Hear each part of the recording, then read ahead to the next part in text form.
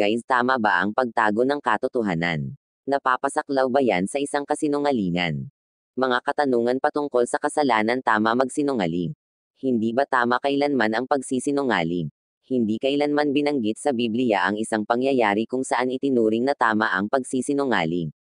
Ipinagbabawal sa ika-9 na utos ang pagsaksi sa di-katotohanan laban sa kapwa-tao. Exodo Kapitulo 20 versikulo 16. Nakalista sa Kawikaan Kapitulo 6 versikulo 16 hanggang 19 ang bilang sinungaling, at isang bull ang saksi na naglulubid ng buhangin, bilang 2 sa 7 kasalanan na kasuklam-suklam sa Panginoon. Nalulugod ang pag-ibig sa katotohanan, unang Korinto Kapitulo 13 versikulo 6.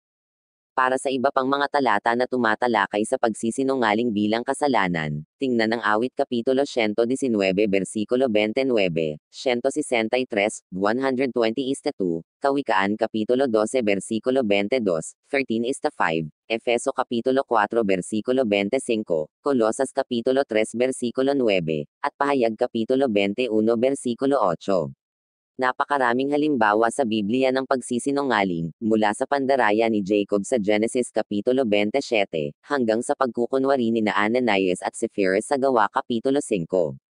Muli at muli, makikita natin na ang pagsisinungaling ay nagreresulta sa kapigatian, kawalan at paghatol ng Diyos. May 2 pangyayari sa Biblia kung saan nagbunga ang pagsisinungaling sa isang magandang kaganapan. Una, ang pagsisinungaling ng mga hilot ng mga Hebreo sa Paraon ay nagresulta sa pagpapala sa kanila ng Diyos, Exodo Kapitulo 1 versikulo 15 hanggang 21, at maaaring ito rin ang naging daan upang maligtas sa kamatayan ang maraming sanggol na Hebreo. Ang isa pang halimbawa ay ang pagsisinungaling ni Rahab upang iligtas ang mga especially iyang Israelita sa Josue Kapitulo 2 versikulo 5. Gayunman, mahalagang pansinin na hindi sinang-ayunan ng Diyos ang mga kasinungalingang ito. Sa kabila ng positibong resulta ng kanilang pagsisinungaling, hindi kailanman pinuri sa Biblia ang kanilang ginawa. Hindi saan man binanggit sa Biblia ang anumang pangyayari kung saan sinabi na tama ang pagsisinungaling. Gayon din naman, hindi binanggit sa Biblia ang mga posibleng pagkakataon kung saan ang pagsisinungaling ay isang katanggap-tanggap na pagpipilian. Nananatili ngayon ang katanungan, mayroon bang pagkakataon na maituturing na tama ang pagsisinungaling? Ang pinakakaraniwang ilustrasyon sa isyung ito ay ang buhay ni Corrie ten Boom noong sakupin ng mga Alemang Nazi ang Holland. Sa maiksing pagbubuod, ganito ang pangyayari, itinatago ni Corrie ten Boom ang mga Hudyo sa kanyang bahay upang protektahan sila laban sa mga Nazi. Pupumunta ang mga sundalong Nazi sa kanyang bahay at nagtatanong kung alam niya kung saan nagtatago ang mga Hudyo. Ano ang kanyang gagawin? Sasabihin ba niya ang katotohanan at hahayaan ang mga Nazi na hulihin ang mga Hudyo na kanyang pinoprotektahan? O, magsisinungaling siya at hindi sasabihin ang anumang kanyang nalalaman? Sa mga pangyayaring tulad nito, kung kailan ang pagsisinungaling ang tanging posibleng paraan upang hadlangan ang mas malaking kasamaan, maaaring maging katanggap-tanggap ang pagsisinungaling.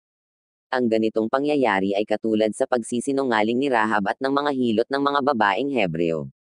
Sa isang masamang mundo, at sa mga desperadong sitwasyon, maituturing na tama ang paggawa ng mas kaunting kasamaan kaysa sa isang malaking kasamaan gaya ng pagsisinungaling upang hadlangan ang paggawa ng mas malaking kasamaan.